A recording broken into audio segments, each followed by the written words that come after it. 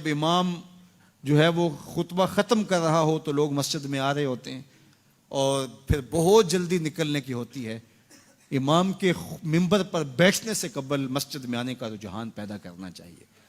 فرمایا گیا کہ جو شخص جمعۃ المبارک میں سب سے پہلے آتا ہے اس کو ایک اونٹ ذبح کرنے کا ثواب نصیب ہوتا ہے. جو اس کے بعد آتا ہے اس کو ایک گائے ذبح کرنے کا، پھر ایک بکری، اور جب امام منبر پہ بیٹھ جاتا ہے پھر رفع الکلام کلمے اٹھا لی جاتی ہیں. پھر اس کے بعد عام جو ثواب ہے وہی مرتب ہوتا ہے. وہ جو خاص ثواب ہے اولیت کا وہ پھر اٹھا لیا جاتا ہے.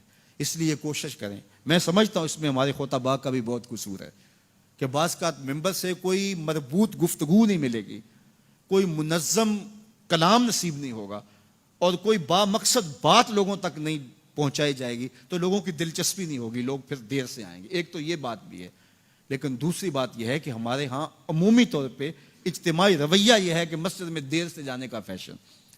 تو اس فیشن پہ نہ چلے، بلکہ امام اور خطیب کے منبر پر بیٹھنے سے قبل جتنا وقت گزرے گا آ کے بیٹھ کے تلاوت کرتے رہیں، ذکر و فکر میں مشغول رہیں.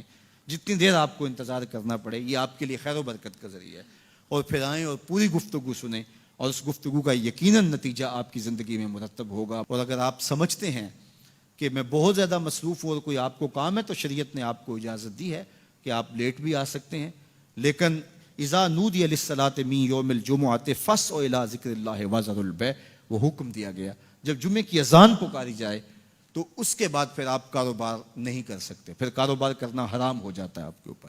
وذروا البیع، پھر خرید و فروخت چھوڑ دو، پھر تم چل پڑو اللہ کے ذکر کی طرف.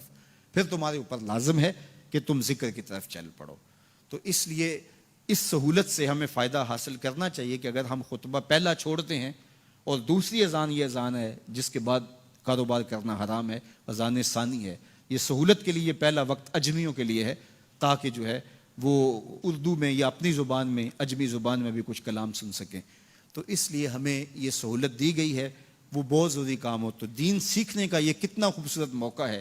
ہر جمعے آپ کو کسی نہ کسی موضوع پہ ایک خطیب لیکچر دیتا ہے، بات سناتا ہے، اور ایک موضوع پر مختلف احادیث قرآنی آیات کو پڑھ کے مطالعہ کر کے نتیجہ نکال کے آدھے گھنٹے میں پونے گھنٹے میں آپ تک ایک پورا میسج ڈلیور کرتا ہے. تو اس لیے اس کو بھرپور حاصل کرنے کے لیے اور اپنی نسلوں کو دین سے جوڑنے کے لیے یہ اسلام آج بھی بہت سارے مشقتیں اور بہت ساری سازشوں کے باوجود یہ قائم ہے، اس لیے کہ اس نے خوبصورت ہمیں نظم دیا ہے. محلے کی سطح پہ 5 گانا نماز ہے، علاقے کی سطح پہ جمعہ ہے، سالانہ شہر کی سطح پر 2 عید کے اجتماع ہیں اور عالمی سطح پہ حج کا اجتماع ہے. تو یہ ایک نظم ہے جو ہمیں دیا گیا اور یہ ہمیں جوڑے رکھتا ہے اور یہ ہماری وحدت کی علامت ہے.